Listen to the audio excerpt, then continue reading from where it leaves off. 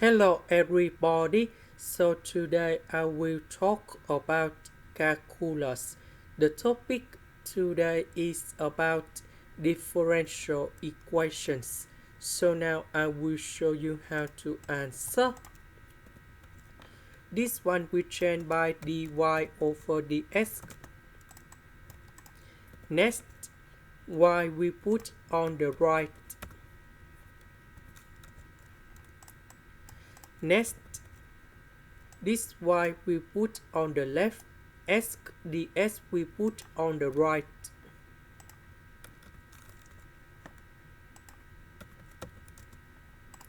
Next, we put the integration for the both sides.